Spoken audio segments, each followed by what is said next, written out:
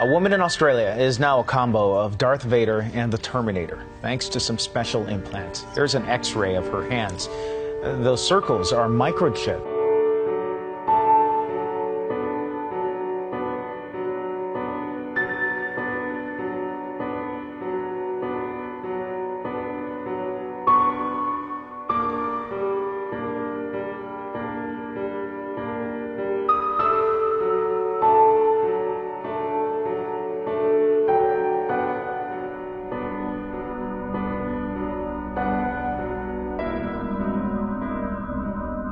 Employees gain access not with key cards, but with a wave of a hand.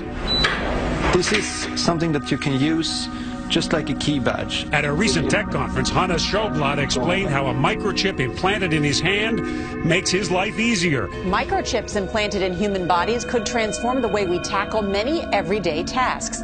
Some workers in Sweden are already developing and volunteering to have chips injected into their hands. All dogs and cats over the age of 4 months living in the city of Brownsville must have a microchip.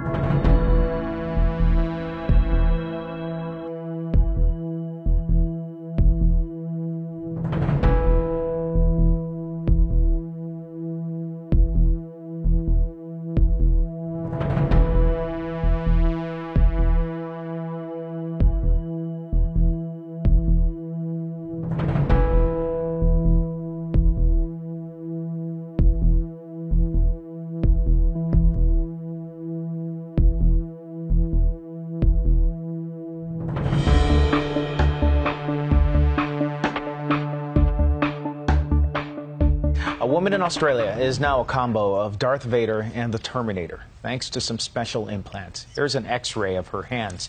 Those circles are microchips. They allow her to unlock doors without using a key, kind of like the Force. She can also access her computer without a password. Problem solved. I kind of feel like I have the Force when I walk into a supermarket and the doors open. I feel like that with the robotic cameras here. In a Stockholm business complex, employees gain access not with key cards, but with a wave of a hand. This is something that you can use just like a key badge. At a recent tech conference, Hannes Schoblad explained how a microchip implanted in his hand makes his life easier. It replaces all the keys and cards that used to clutter his pockets. I use this many times a day. For example, to unlock my smartphone, to open the door to my office. Schoblad calls himself a biohacker. We biohackers, we think that the human body is a good start, but there is certainly room for improvement. The first step in that improvement is getting a microchip about the size of a grain of rice slipped under the skin. Suddenly, the touch of a hand is enough to tell the office printer, this is an authorized user. It felt pretty scary, but at the same time it felt very modern. The microchips are radio frequency identification tags, the same technology widely used in things like key cards. The chips have been implanted in animals for years to help identify lost pets. Now the technology is moving to humans, but each touch leaves a digital footprint, and that can compromise privacy. We're talking about a nonstop potential connection to my body. I can't turn it off. I can't put it away. It's in me. That's a big problem. Even a dedicated biohacker has concerns. It's very easy to hack a chip implant, so my advice is don't put your life secrets on a chip implant. But biohackers also predict the next generation of chips will save lives by monitoring health and fitness. For now, being chipped means never having to say you're sorry you forgot your key card. Microchips implanted in human bodies could transform the way we tackle many everyday tasks. Some workers in Sweden are already developing and volunteering to have chips injected into their hands. The technology can make some tasks easier and reduce the amount of personal items employees need to carry. John Blackstone looks at the controversial trend and how it could put your privacy at risk. In a Stockholm business complex, employees gain access not with key cards, but with a wave of a hand. This is something that you can use just like a key badge. At a recent tech conference, Hannes Schoblad explained how a microchip implanted in his hand makes his life easier. It replaces all the keys and cards that used to clutter his pockets. I use this many times a day. For example, to unlock my smartphone, to open the door to my office. Sjoblad calls himself a biohacker. We biohackers, we think that the human body is a good start, but there is certainly room for improvement. The first step in that improvement is getting a microchip about the size of a grain of rice slipped under the skin. Suddenly, the touch of a hand is enough to tell the office printer, this is an authorized user. It felt pretty scary, but at the same time it felt very modern. The microchips are radio frequency identification tags, the same technology widely used in things like key cards. The chips have been implanted in animals for years to help identify lost pets. Now the technology is moving to humans. A tech startup called Dangerous Things has sold tens of thousands of implant kits for humans, some to tech companies in Europe. Sjoblad even organizes implant parties where people can bond over getting chipped together. I love gadgets, and now I kind of feel like I'm a gadget myself. Even a car door can be tweaked to open with a touch, but each touch leaves a digital footprint, and that can compromise privacy. It also seems to be one thing if retailers can track me on my phone to see if they can get me to buy some socks or underwear. It's a different thing if my employer can see where I am, see what I'm doing when I'm off the job. This is serious stuff. We're talking about a nonstop potential connection to my body. I can't turn it off. I can't put it away. It's in me. That's a big problem. Even a dedicated biohacker has concerns. It's very easy to hack a chip implant. So my advice is don't put your life secrets on a chip implant. Somebody put an implant inside me. I found it this morning. Back in 2004, the Manchurian Candidate suggested a future where humans are chipped and controlled. We have been warned. It's about educating the people and giving every person the tools, not only how to use the technology, but more importantly, when it's being used against you. But biohackers also predict the next generation of chips will save lives by monitoring health and fitness. For now, being chipped means never having to say you're sorry you forgot your key card. All dogs and cats over the age of 4 months living in the city of Brownsville must have a microchip. According to Brownsville Animal Shelter Supervisor Nelly Zamora, the ordinance is meant to keep less animals from ending up at the shelter, which is many times overcrowded. The ordinance is also meant to reunite lost pets with their owners and prevent hundreds of them from being euthanized. We have our facility full almost on a daily basis with animals coming in. We have nowhere to start to look for the owners. If a pet does come in microchipped, the chances of being reunited with their owner is almost instant, almost that same day. The Brownsville Animal Shelter will be offering $5 microchipping starting January the 9th. Residents have the option to microchip their pets with their local vets as well. And if a pet is lost and found without a microchip, the owner must pay for the fee or face a $250 citation for not complying with the new ordinance. We've talked about this in theory before, but now some employees are actually getting microchipped. I can't wait till this starts here at CCO. About 150 workers at the Epicenter Startup Hub in Stockholm, Sweden, decided, let's do it. Let's get this microchip. It's about the size of a grain of rice. So pretty small, doesn't hurt. You barely feel it. The chips function as kind of a swipe card. So, you know, we all have those swipe cards, like in your, you have it in your purse or in your wallet or in your pocket to get in the building. This helps operate printers. So this is a shared workspace. There's about 2,000 employees, 200 different companies here. So, you know, you just go up, you just stand by the thing, and it works. Wave. It was brilliant. Yeah, we've talked about this before on the show, the possibility of it. The possibility, And at first, I was completely against it. Someone used it as like season tickets, right, for a European football, soccer. And you just kind of wave your finger. You could walk in, right. But, you know, I was thinking more about it and just the convenience of not having to carry anything, to just walk up to a door, it opens for you.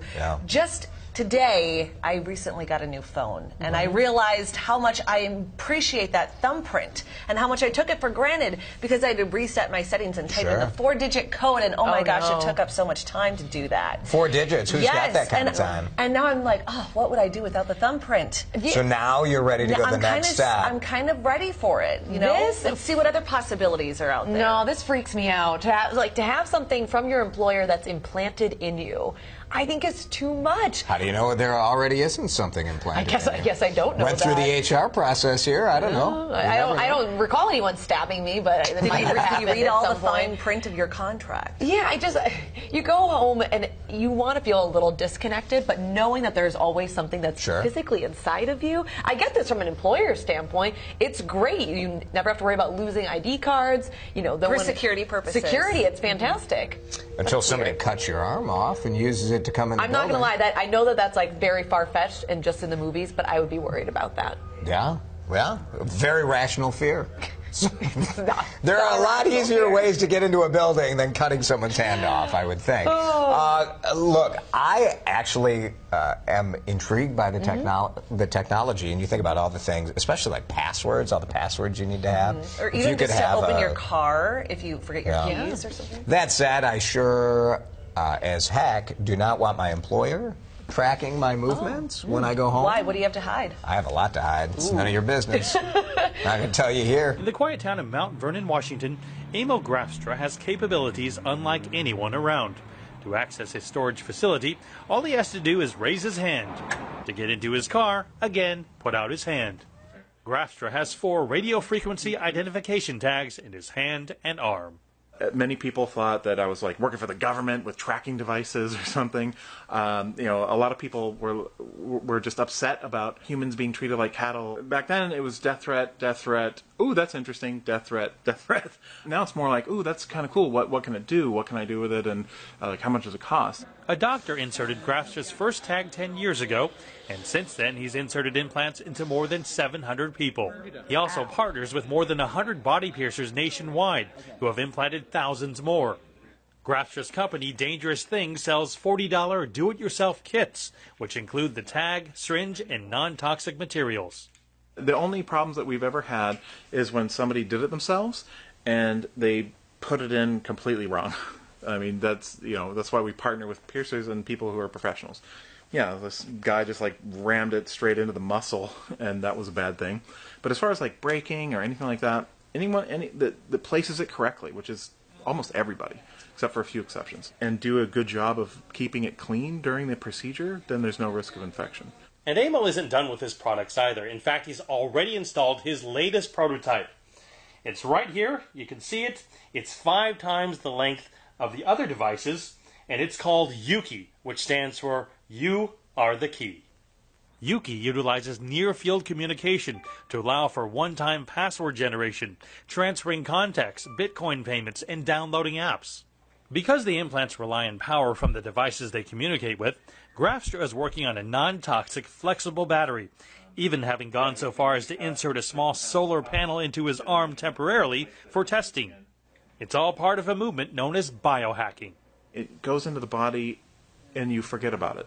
And it just does its job. It's like your kidneys are working right now really hard, but you don't think about them. They become so much a part of you that you consider yourself to be a new kind of augmented person. Put this online. Grafstra says he's had customers as young as 14 and as old as 65, and even installed one in his wife, which the couple affectionately calls an engagement chip.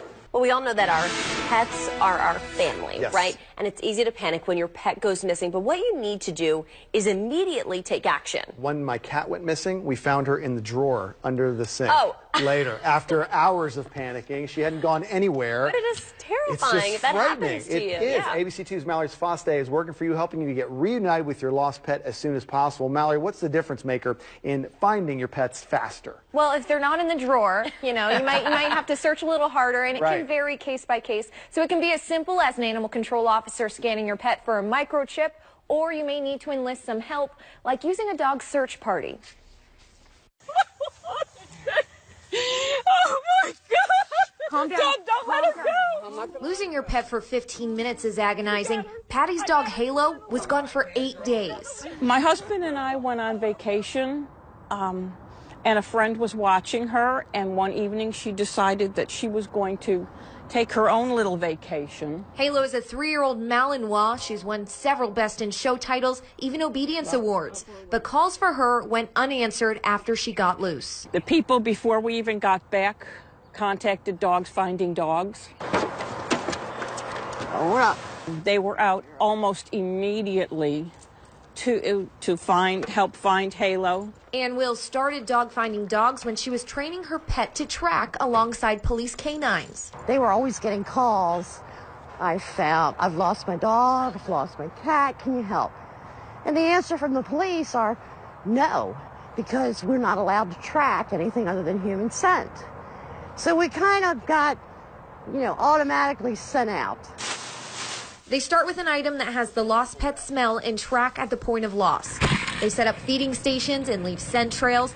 They're also very careful not to scare off the animal, whose behavior can drastically change when they're off on their own. They don't even know you. They go into a feral state of mind.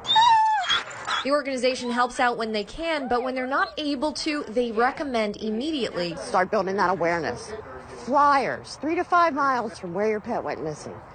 And you have to flyer up like you're insulting somebody's intelligence to get them to really be noticed. Post on lost pet Facebook pages, call the local animal shelters, and file a report. Baltimore County Animal Services checks social media pages daily and scans every stray pet for a microchip. Right there. It just goes right under their skin. It's quick. For most animals, they don't even notice it. That microchip could very well be the missing link that changes your pet's status from lost to found. It's insurance that you want to have, but you hope you don't have to use. That microchip stays with your pet forever and keeps your information registered. So as long as you keep it up to date, we will be able to scan your pet, find that chip number, find you, and that's the quickest way to get them back. Different ways of getting them back so you, like Halo's family, can experience that moment of relief. She's a 1 in a million dog.